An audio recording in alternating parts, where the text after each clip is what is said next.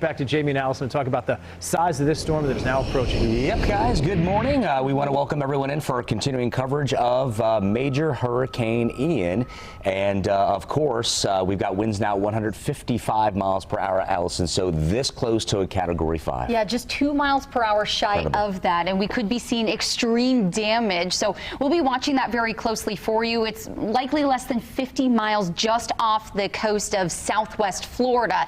And we've been talking with our friends at the National Hurricane Center saying that this storm is rapidly intensifying. There's not much stopping it right now. Exactly. And in Governor Ron DeSantis' press conference, there's talk, is this a modified Cat 5 upon approach and maybe landfall later today? That remains to be seen.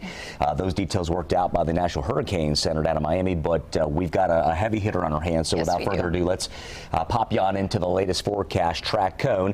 And does show a strike on the southwest peninsula.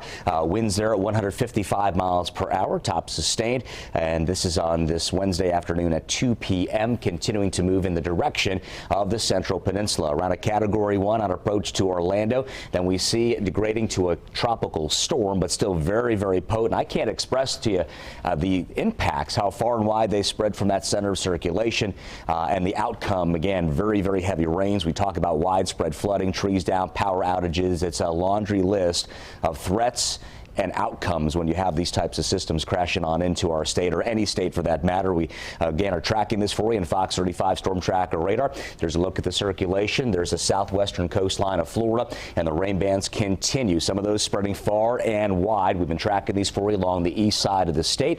Everything rising from south to north. So what is south? We'll begin the freight train through here. We see these rain bands have made it all the way up to Williston and Ocala to Bellevue.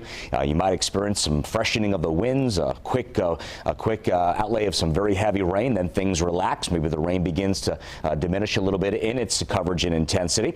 Looking back down toward the Space Coast, wanted to stay on top of this because from Bonaventure to Pineda, down toward the Patrick Space Force Base right there along A1A, Satellite Beach down to Melbourne, 192. We've had a couple of areas of some very, very concentrated, real prominent rain on top there, and down toward Kenansville as well in the Florida Turnpike on out toward the area lakes in Osceola County. That trend continues there as well. So as we take a look at Marion County for today, want to update you on what's going to be happening out that way. The winds today at about 30 to 40.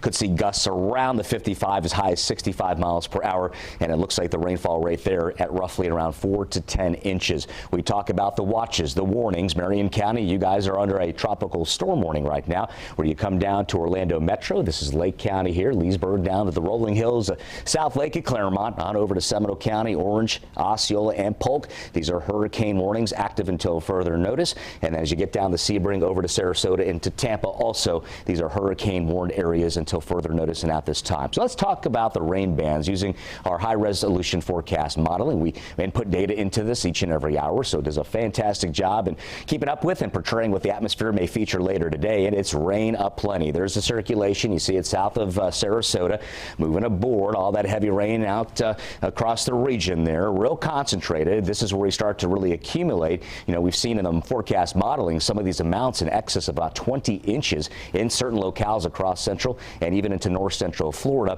Looks like we start to separate from the circulation by tomorrow, Thursday. 9 o'clock in the morning. Looks as though 9 o'clock in the afternoon, or evening rather, and that will begin to move out into the Atlantic during that time. For more on these winds and how they're spreading on in and exact timing, let's head over to Fox 35 Storm Team Meteorologist Allison Gargaro with more here in the Storm Center. Take it away, Allison. Well, thanks, Jayme. We talk about the wind field being so large as this system is that Category 4 strength, but again, 2 miles per hour shy of Category 5. So we want to talk about the arrival time of the winds, because that's very important for our viewers here in Central Florida.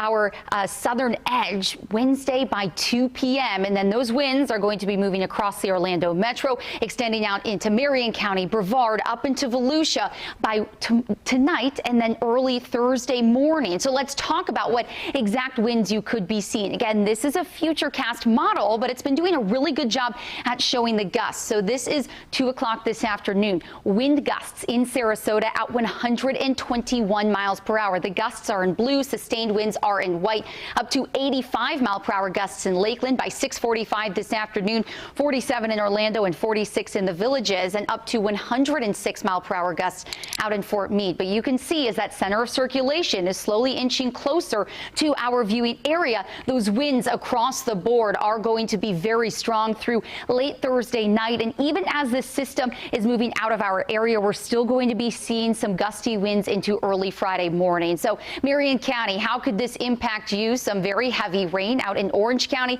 A similar story. We could be seeing gusts in the area up to 80 miles per hour with rainfall up to 20+ inches. That's a lot of rain. We talk about the saturated ground, which could lead to down trees, down power lines, as well as flash flooding. That's going to be a real threat throughout the day. And in Brevard County, I was just on the Bud Hedinger show, and we were talking about what about our coastal communities? Well, they are also going to be seeing impacts. 60-mile-per-hour gusts there, rainfall anywhere from 4 to 8 inches. Again, timing tonight through early Friday morning. And